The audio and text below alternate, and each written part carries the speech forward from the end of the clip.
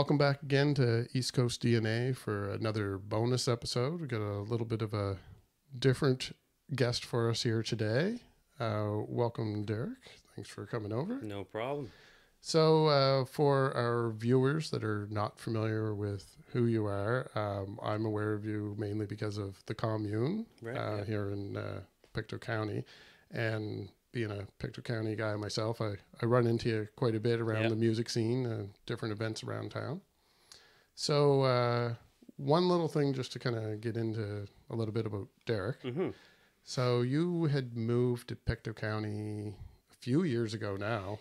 To me, it seems like it wasn't that long ago, but it was well before COVID was a thing. So there's that little vortex of 2 or 3 years, and you were around before. So when you first moved here, you moved here with your partner Jenna. Yep. So you guys, did you come from Toronto, or was it? I'm from Toronto originally. Okay. Me and Jenna met in Toronto. Okay. And she's originally from Truro. And then when she moved back here, she's working at the golf course in New Glasgow. Mm-hmm. And then I kind of just came, and we just ended up in New Glasgow like that. Like it wasn't planned or anything like that. She was just working there, and we kind of said, should we just get an apartment here? And we just got an apartment, and the rest is, I guess, history, as they would say. So that gives you an easy explanation as to how you got into Nova Scotia. Yeah. Being when you land in Pictou County, I don't know how long you were here before you started kicking off plans for a venue, but I think it was pretty quick. I think we always, for me, it's always been a goal to open up my own establishment. Mm-hmm. I've been doing music since we're in high school. We've been doing music, and in 2000 I kind of got into the industry, and so it's always been a goal for me to open up my own place. And here I felt there was an opportunity. So it might have been like maybe a year and a half, and we saw a for rent sign at the first location, and we said, well, might as well go for it. Nothing to lose. Funny little side story.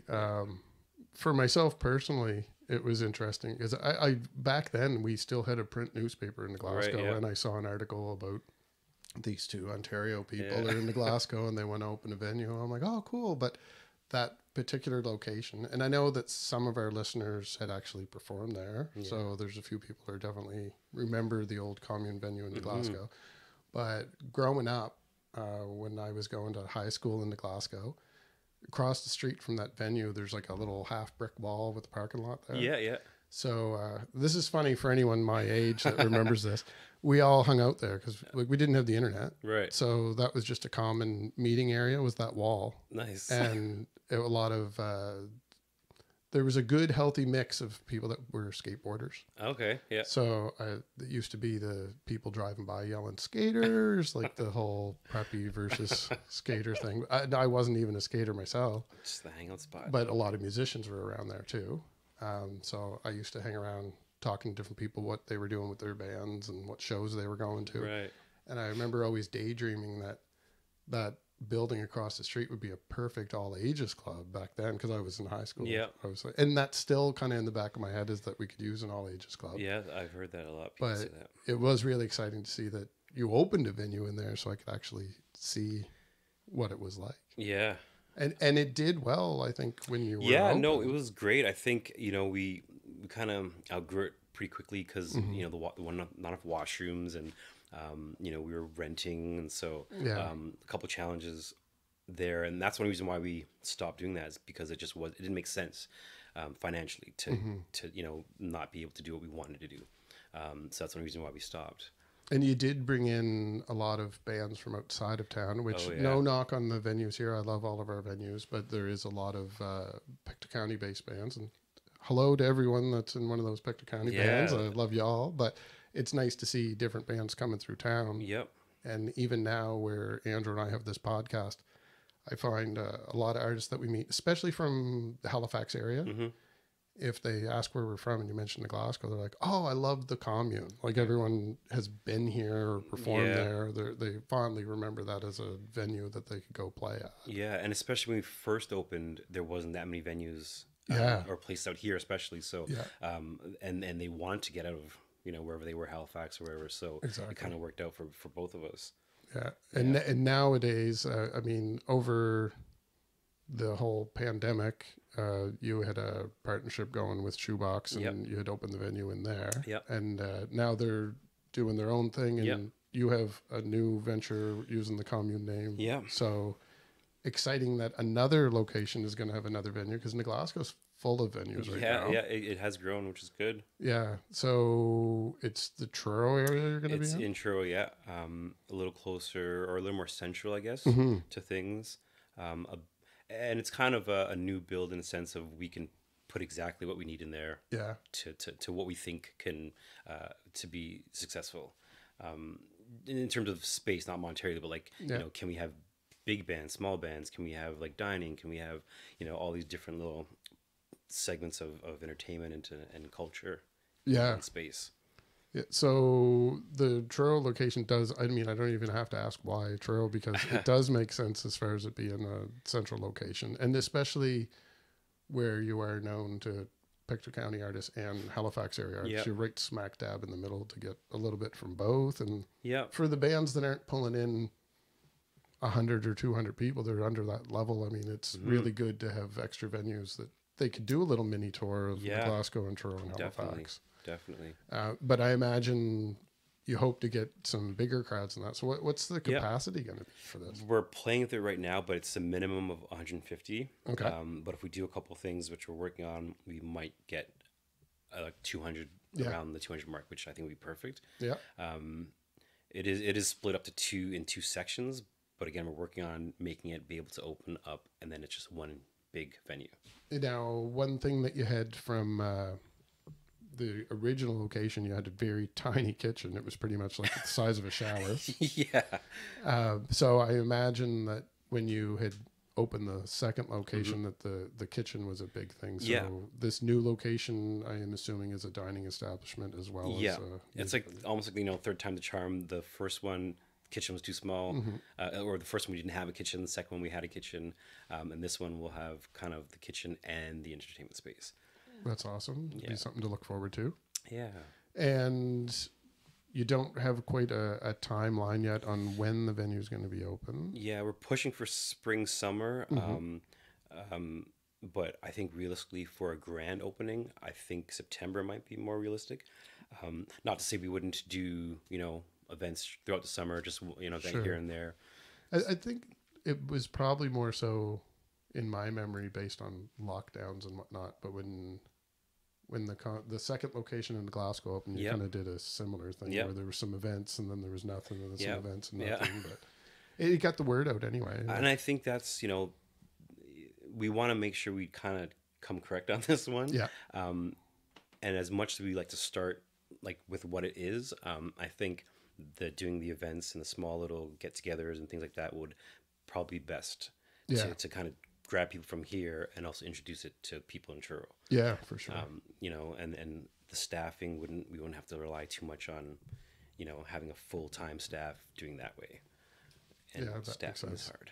So if anyone is So aside from just the commune itself, I do still run into you quite a bit around different venues and around other musicians as well. I'm sure our personal networks overlap quite a bit. Yeah.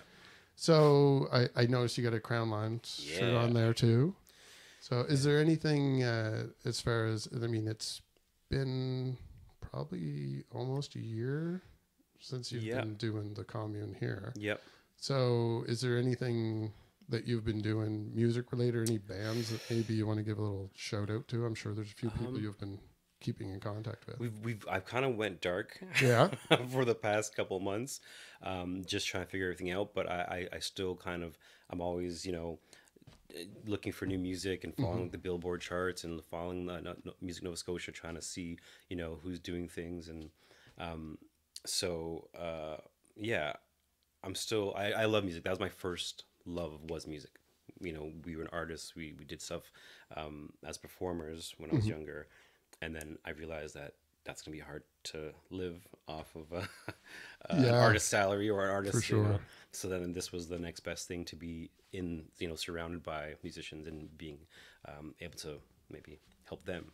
And does Jenna play anything here? No, Okay. So you were a performer in the Toronto Yeah, we used to area? rap when we were younger. You know, like we missed our high school graduation because we went to Virginia, Oh, sorry, Atlanta, and we did like a vibe talent show. oh, that's fun. So you know, we were really into like music, and we thought we were, you know, gonna go all the way, but Hmm. you know, 6 7 guys, you know, you kind of grow out of Yeah. of it.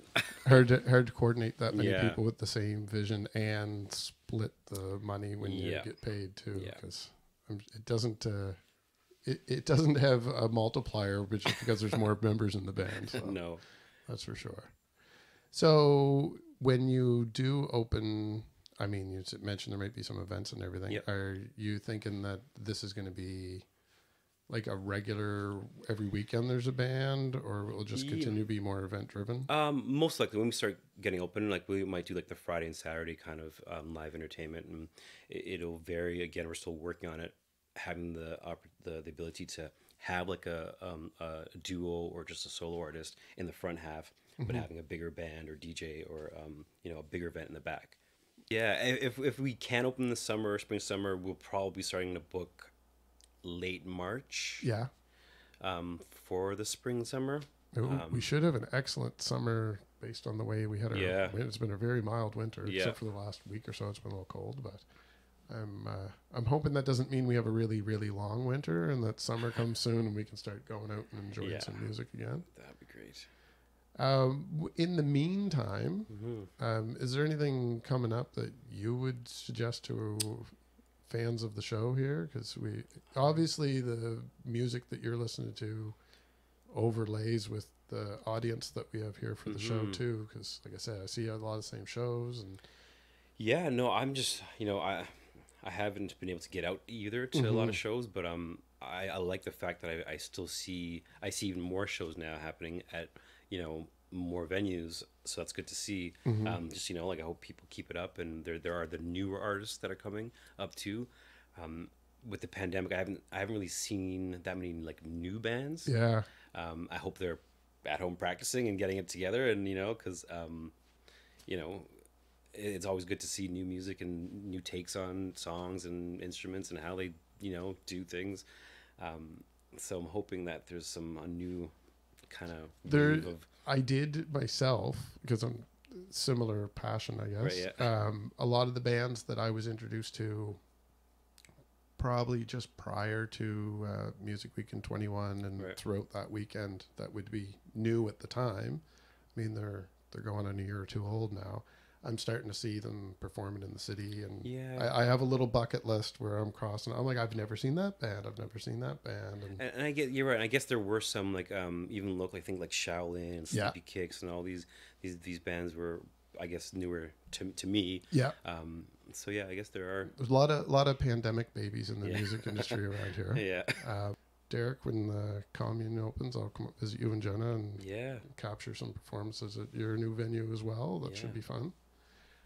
Is there anything else that you wanted to share with anyone that's listening, or just keep an eye on the Commune socials for some activity coming up next few months? Yeah, yeah. Just keep an eye. You know, we're really trying to plan uh, and make this as big as we can make it. I mean, we're two people. Mm-hmm. You know, so we are a mom and pop, so almost like a grassroots business that is trying to do something that is huge. Yeah.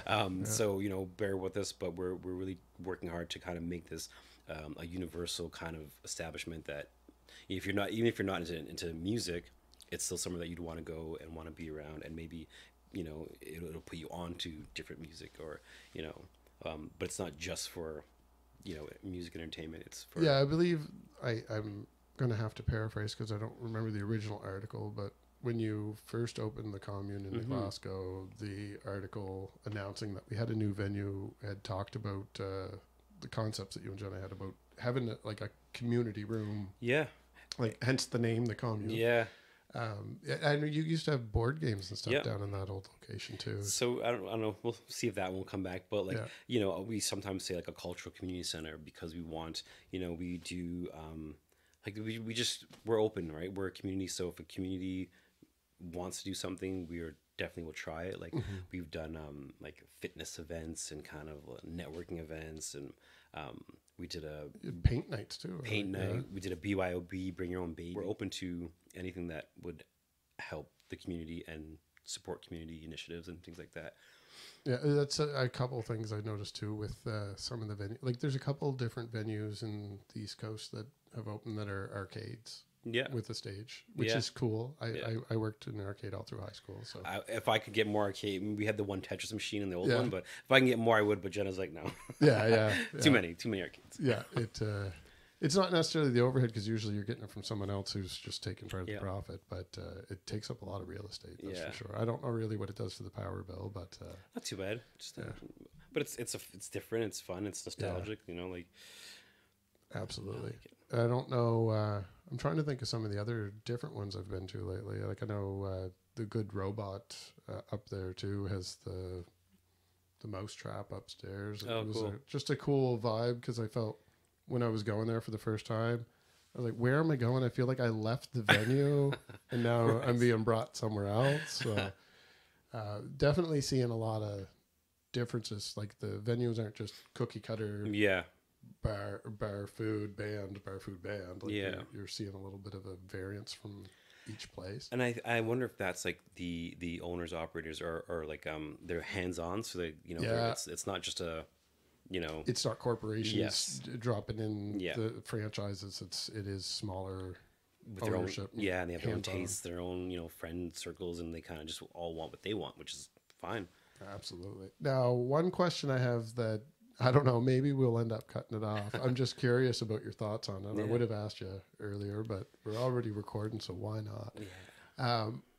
I myself, like I do drink, but I don't drink often.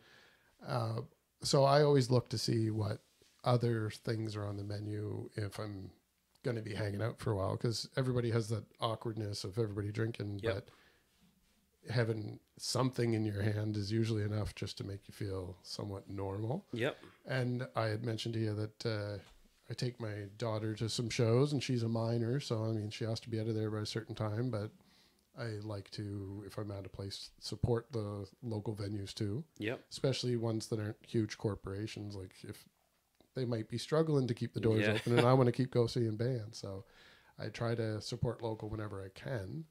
I don't know if they had it at the time that you were down there, but I know Shoebox now has Maybe Ferments has kombucha that they're serving down there on tap. And I noticed in the city there was a couple places that were doing some of the different kombucha and stuff that's up there. But I also noticed an article probably about a month ago in the Halifax area. There's actually a Sober City with a listing of all of the non-alcoholic beverages that you can have as an alternative, where they're from, all locally sourced stuff, and what venues they're going to be selling that stuff through, which is a really interesting read. I don't know if it's getting a lot of attention, but even today I saw an article, I don't know if it was CTV or CBC, there was like an opinion piece about alcohol is becoming out of favor with the younger generation that is bar age. Now, I find it kind of funny myself because I had been talking on this podcast a lot about the pandemic and about minors being able to get to see shows like the Jubilee. Probably not something they want me talking about constantly, but I've already said it online and on the podcast. They went with 19 and up a few years ago now. I grew up here, so I remember when the Jubilee started. Yeah, I fondly remember it. A lot of people that are younger than me grew up with that as an option for them to learn about new bands. Right. Every summer, while they're on school break, there's a big music event locally, and they can hang out. And I do understand why an outdoor event might not want to have it wide open. Right. I was a vendor there before, and I got ripped off by a bunch of kids that were hanging around. So, I mean, it's not always the kids stealing, but if there's a mass of them, it's hard to keep track. I get it. But as far as the alcohol piece, do you have plans on your venue having like a wide menu? Probably mocktails are common anywhere. most places are starting to do mocktails. We started a bit with the last one, but it's definitely a part of the menu where there are, besides the dietary restricted items, or there's a mocktail program we'll have, and we are going to do like, we're hoping the way our operating hours will allow us to have all ages events on the days we're not open. Okay. Which would solve the problem of mixing the alcohol and the ages. But so we're really pushing to do all those things where even for ourselves, like I don't drink as much, so you shouldn't feel uncomfortable if you don't drink and you're in the establishment. Right. Bottom line, right? So we have to kind of come up with ideas that you can have a mocktail or have something that is not alcoholic and still I did notice the trend with a lot of the musicians too. Like obviously when I'm out, I do see them drinking. Yeah. But the number of people that I've seen drunk is getting lower and lower every time I go out. Yeah, So, and hopefully that's a sign of like they're taking their music more seriously, and it seems it's time to drink. But when you're gonna perform, you should be. There's a local band that they're really good at that, and and they're a heavy rock band, and you'd think that they would need to drink to put on the show that they put on, but they don't, which is amazing. Yeah. No, it's a good trend to see. I mean, no knock on anybody that's drinking responsibly. I've done it myself, and I'll do it again. But it's nice to see the little trend that we're not really basing our musical tastes around where you can get alcohol. Yeah, but. It's obviously always going to be tied hand in hand. Even I told you I was taking some online music conferences there the last couple of days as well, and I know that when I was following through the sessions in there, looking for that topic in previous ones, any that we're not talking about alcohol, it seemed like there was a weed representative there. They're looking on how can we get edibles and THC enhanced drinks into the venues. And stuff too. So we've gotten a lot of those questions, and again, it's not up to us, it's what the rules are, but the government is shifted around with what is cool and what's not cool, and I mean even the consumers, I mean there's definitely some people out there that know a ton about it, but I don't think probably we have a mass audience for consumers that actually like they would be asking you a lot of questions. What am I about to drink? So you'd almost have to have a catalog instead of a menu, so they could read little descriptions on everything. It's but I was curious about, as far as I already kind of know the ins and outs on getting minors in at a shows and what the rules are in Nova Scotia, which they did change just in the last year. I think it's 10. Is it 10 o'clock? I'm not sure. I think it went from 9 to 10. So kind of exciting. 10 o'clock's, if you're underage, you probably shouldn't be out after 10 o'clock in that environment anyway. So that's probably as high as it needs to be. Yeah. And even an all ages show, when I was younger, I would go to a show and stay till midnight, of course, but having over by 10 still gives them the rest of the night, and they can go home and watch a movie, or they can go do whatever teenagers do now. And on days if we're not, speaking for us, if we're not open, we can do an earlier show, and then the kids are home by like 9 o'clock. Or on a Sunday afternoon or something. That's perfect. I'll definitely be keeping an eye on what you're doing, and then if any of those little ideas I don't see, I'm going to be following up with you in person and saying, whatever happened with that? Like, does it not work? Or And sometimes it happens, right? We try something and it didn't work, and we don't do it anymore. And there's some people that want us to do it again, but it just didn't work. Yeah, for sure. And I do 100%, despite my opinions on the alcohol, I do 100% understand that, like, without alcohol at most music events, there wouldn't be many music events anymore. It would definitely hamper it quite a bit. Right. So it's not going away anytime soon, but it's nice to have the options, especially, like I said, where some of the musicians themselves aren't even drinking anymore. Yeah. I'm seeing more often that they're looking for water on stage instead of a beer, which I always found that a little confusing, the cigarette and beer on the stage. It looks cool as hell. Yeah. I don't deny that, but I don't perform myself. But if I was using my voice, if I was having a cigarette and a drink right now talking to you, I would I feel like I'm losing my voice half the time anyway, and I'm not doing that. So, check out the Commune online. Keep an eye out for some upcoming promotions and events, and anyone that's listening to us just through YouTube, we do once again have a regular bi-weekly podcast. So if you have a podcast platform that you like, you can look up East Coast DNA and subscribe to us there. Subscribe to us on the YouTube channel. I'm doing a lot of new YouTube content, and getting new subscribers is the only encouragement I have, because I don't make money off this at this point in my life. So subscribe. Yeah, as soon as I see subscribe, I'm like, well, I don't know who that new person is, but they probably want another video. Right. So it's enough motivation for me to keep going. And we do have some more content coming up, so I will keep doing that for the immediate future, and I'll be sure, Derrick, to reach out to you again in the future, and keep an eye on your social medias myself. And maybe once the venue's open, we'll trick Jenna into appearing on camera for 2 seconds or so. Maybe a still photograph. I'll bring a photographer, and I'll get her to pose for a picture with us. That's a nice common middle ground, I think. Maybe we'll do an exclusive once we get kind of open inside. You can come and kind of get a first look. Perfect. That would be awesome. And thanks again to everyone that's watching, and thank you again, Derrick, for stopping by. No problem.